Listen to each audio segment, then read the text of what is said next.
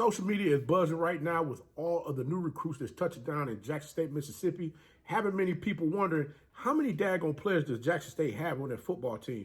I mean, I'm sure there's a few people out there thinking that there's some type of infraction as far as the number of players that have come into the program that just want to be a part of something that they feel is going to be great. They have an athlete that's going to come through the doors that's going to be that blindside protector for QB1 Shedeur. So you already know, with this young man coming into the program to help out on that offensive line, which you already know Coach Walker talked about the offensive line like crazy last season, must be that dude. We're going to talk about it right about now.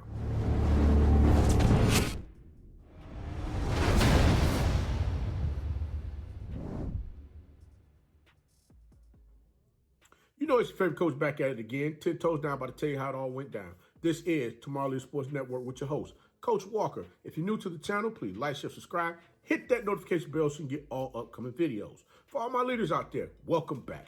Y'all know the drill. Y'all know the routine. If you haven't done so already, please like, comment, and share these videos. And tap in a friend or two and tell them to come on in. It's nothing but positive vibes. We're just having a good time talking about HBCU sports. And don't forget, you can follow us on all social media platforms. The links are listed down below in the description. So without further ado, we're going to go ahead and tap on in this thing and get straight to it. Because like I stated before, the jokes that's going on online right now on social media is off the chain. And I mean, when you got HBCUs battling back and forth against one another about them having 5 stars or 4-star recruits coming in before they got, you know, this superstar coach over here at Jackson State, you know, so on and so forth. Kind of remind me of how we used to have that banter going back and forth when I was in the AUC Center in downtown Atlanta between Morris Brown, Morehouse, Clark, and Spelman. And I mean, it was just crazy, man, how just the constant jabs going back and forth. But it was all in fun, though, because you already know once this season starts, boy, hey, the smack talking is just not going to slow down at all. And there's going to be some folks out here really wondering just how good their team really is. And Lord knows, don't let one of these teams where their fans is doing a whole bunch of talk lose one game. It's going to be so much drama going on. It's going to be bananas. But you know what? I think Coach Prime is looking at this thing from all angles, from a standpoint of saying, hey, you know, if by chance, and I don't think they plan on this happening, but if they happen to have a hiccup somewhere down the line throughout the season, they still have the necessary players to put in place for them to continue to keep moving things in the direction that they're looking to go without there being any let off in play.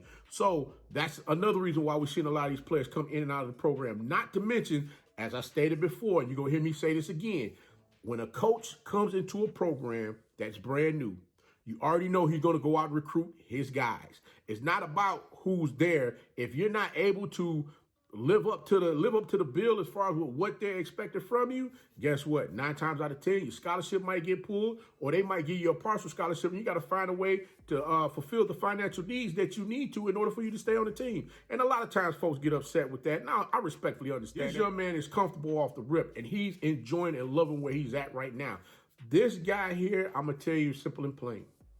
He already understands that competition is the key. There's only going to be 11 men on the field at a time, and this young man plans on being one of the 11.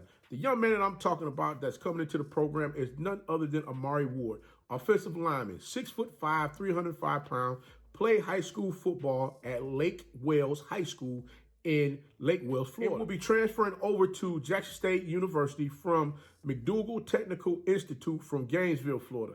Now, this young man can reach down and zone block with no problem. I like the way that this young man, when he fires off the ball, he stays low. If by chance that defensive lineman get up in him, we're trying to bend him back, it's like he sinks his hips, squat down a little bit, and he further extends his hands out to let that defender know, hey, listen, you're not going to bowl me over backwards to try and run over me.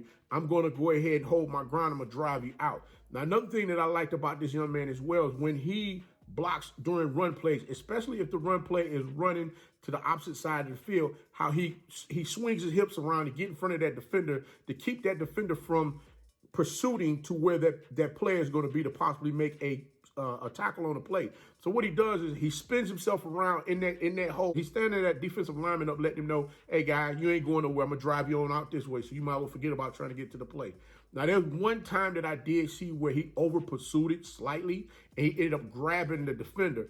That's one thing that he would definitely need to work on to make sure that he doesn't get flagged for that. If you go to reach back for him to try and block, what normally ends up happening is you got that official standing right there, ready to flip that flag. And just think, if one of the running backs Savion Wilkerson or Tyson Alexander or Marshall break one up the field and they score a touchdown, guess what? That play is coming back. It's null and void because of what? Holding. So that's just one of the things that this young man has to work on. This young man definitely is aggressive and his footwork is on point. He gets off the ball seamlessly with no issues at all. There's no hesitant steps. When he comes out his three-point stance, he's firing off the ball going straight ahead. So definitely he's been working on his footwork. And as I stated before, this young man can really get after it. I like the motor that this young man has when it comes down to him blocking. Also on pass blocks, he also kicks back fast enough to shoot those hands up to let that defender know, hey, listen, you're not coming around that corner. And he keeps his base wide enough so that if that defender decides he wants to go outside to try and rip, he can hit that shoulder pad to the inside, pushing him outward to keep him from getting around him while he continues to kick back to keep that defender off from, trying to get around to get to the quarterback. So this young man technique is definitely sound. Being able to get in there and block and do everything that's going to be required of him on that offensive line of scrimmage. Jackson State is trying to put something together over there, and Coach Prime is letting everybody know, hey, listen, we got a plan in place. Everybody may not understand. Some folks may like it. Others may not. But they're going to continue to keep moving forward and doing the things that they feel they need to do right for their program to be positioned to get back to that Celebration Bowl championship, where you got to get to the SWAC championship first and then move on to the Celebration Bowl championship so that they can finish the drill that they didn't finish last December. But hey, overall, this young man is going to be a great asset to the team and a great fit for what they're looking to do with their offensive line. And I can't wait to see this young man get out there on the field this upcoming fall. Congratulations, Amari Ward, on joining the Jackson State Tigers football team. But until next time, be the one and lead.